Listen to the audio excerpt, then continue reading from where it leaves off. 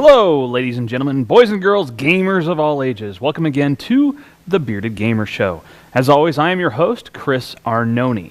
Once again, since it's still November, I'm going to start up with talking about why the beard is missing, why there's this crazy-looking mustache thing going. At least it's, fairly full-ish now at this point. And that is because of Movember, charity event to raise money to help fight men's cancer. So I am growing just the mustache this month, and so far our team has raised almost $300. That's not a ton of money, but every little bit counts. So head over to Movember.com, search for the team VG Charts, or myself, Chris Arnone, and donate a few bucks. It really goes to a fantastic cause. All right, good news, bad news.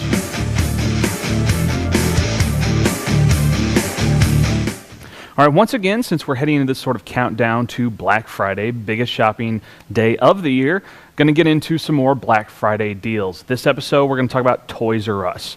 First off, they're going to have a load of DS games, not 3DS, standard DS games, buy one, get one free. Their ad shows several, and they say there's like 70 more in the store, so all kinds of DS games on the cheap. The 360 bundle, the 4GB version with the Kinect, is going to be $200. The Kinect bundle, not the system, just Kinect with the games, is going to be $100. It's $50 off normal. And they're going to have the PS3 160GB bundle that comes with Little Big Planet 2 and Ratchet & Clank All for One for $200. They're also going to be running a big sale, buy one, get one for $5 on PS3 and 360 games. And there are several big titles in this list. We got Forza Motorsport 4, Gears of War 3, Dance Central 2, Rage, Battlefield 3, Need for Speed The Run, and Madden 12. So it'll be a great place once again to go and get your hookup on Black Friday, Toys R Us. All right, into some just really weird news. Bethesda decided to run a little contest. They said any kids born on 11/11/11, Skyrim Day for those not in the know. Which come on, who's not in the know? That was Skyrim Day. A baby born that day who was named Dovahkiin would get free Bethesda games for life. Well, born 11/11/11 has been Dovahkiin Tom Kellermeyer.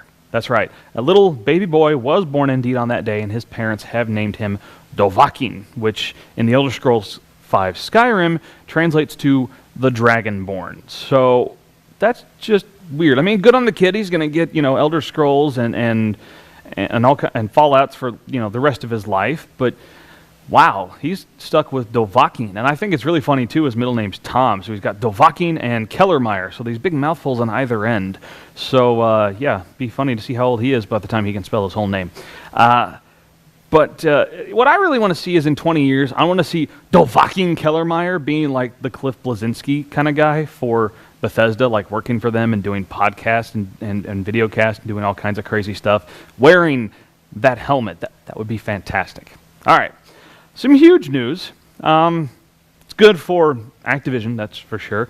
Modern Warfare 3 has set another record, of course, it's Call of Duty, for the biggest sales in 5 days for any entertainment property ever. $775 million in the first 5 days. Now, to give you a little perspective, the combined 5 biggest days for any movies, and this goes to Harry Potter Deathly Hallows Part 2, Twilight New Moon, Twilight Eclipse, The Dark Knight, and Transformers Revenge of the Fallen. You combine their 5 days, the biggest 5 days in all of cinema, it's $361 million. It's less than half of what Modern Warfare 3 did in the same time period.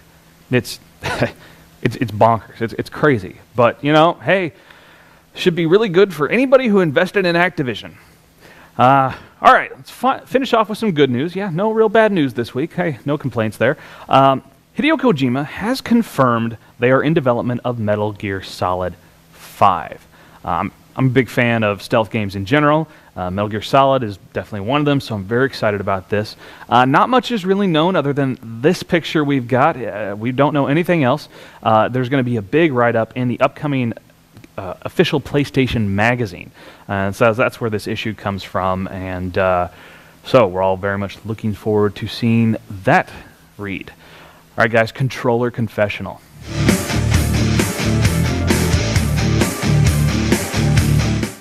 Now, I know I've talked a lot about Skyrim, went out and bought it at midnight, big fan of the game. And yet this controller confessional is going to be about Skyrim, but in a much larger sense. Now, Skyrim is already the second fastest selling game this year. Second, of course, behind Modern Warfare 3, but it's like there's Modern Warfare 3 and then there's everybody else down here. But, still doing really, really well. But here's the thing. No online pass, no forced multiplayer. Now, as I've said, I would love to see a little co-op in Skyrim, but it's a phenomenal game by itself. But it's done really, really well with no multiplayer and no online pass. And that says a lot to the industry. And you know what? I'm going to point fingers here. I'm going to take a page from my buddy Hip Hop Gamer, his Shots Fired segments. I'm looking at you, EA. You're the one who started this whole online pass madness.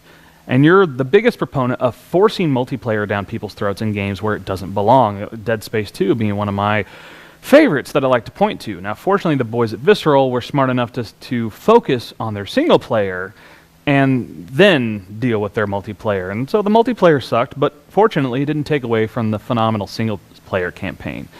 But EA and everybody else, there's so many other people that are now doing this online pass crap that look, so you can make a single player campaign, a brilliant game with a lot of depth.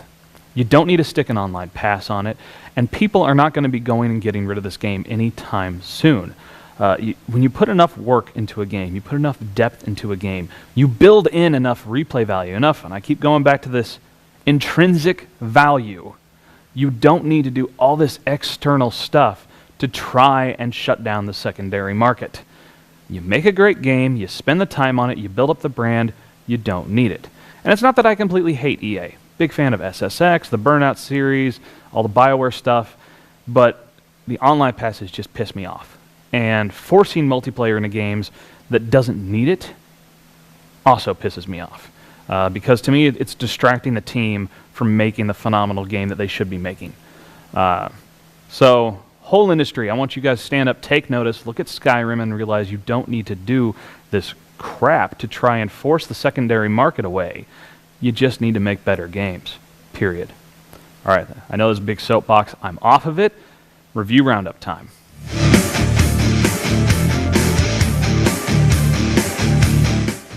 Welcome to another Review Roundup powered by Gamer Review.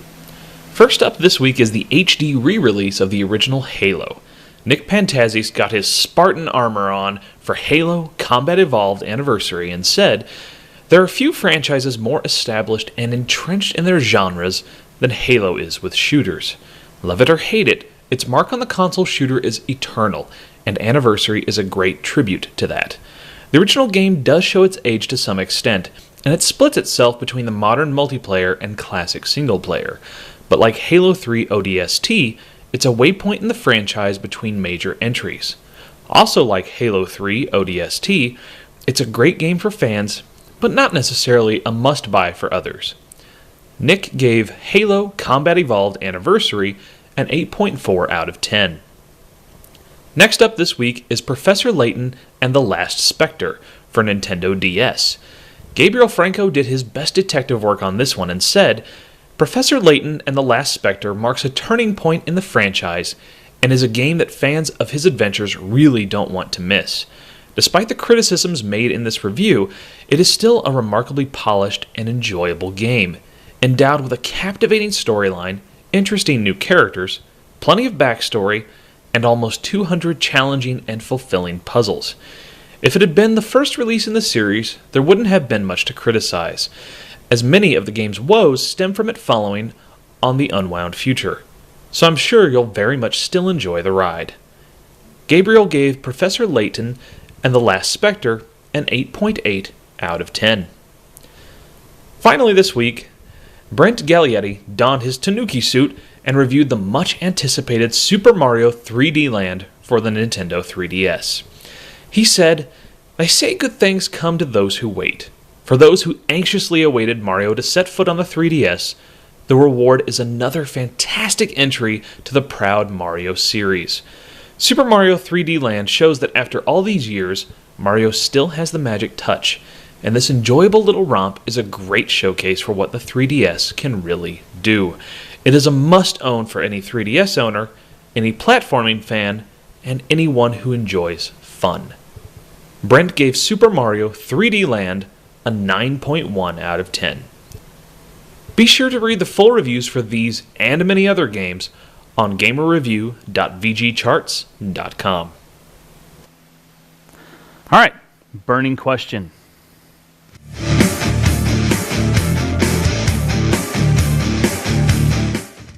So last week I was asking people about Call of Duty. I did my big Battlefield 3 versus Call of Duty Modern Warfare 3 showdown. My preferences went toward Modern Warfare 3, and there were a lot of people who disagreed with me. So I asked you all, what could Call of Duty change? What could they do to innovate and help sway you toward them?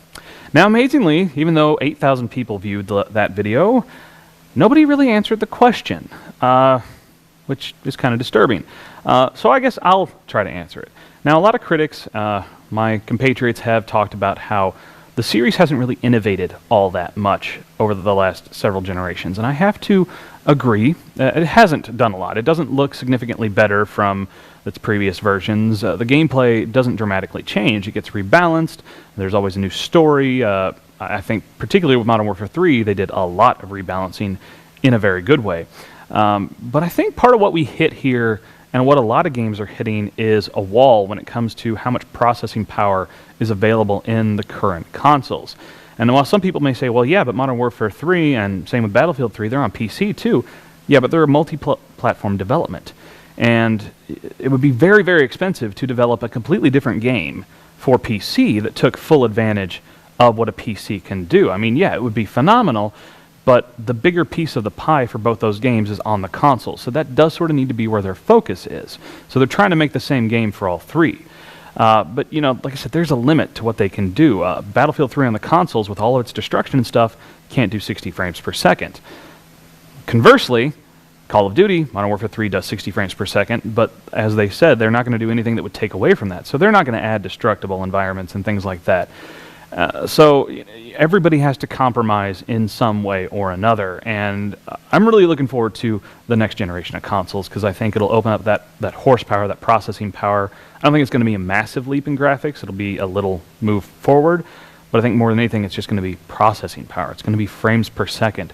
It's going to be all of these other things that are going to help and make it better. So I'd be curious to see if Call of Duty will actually advance and innovate any time before the next generation of consoles.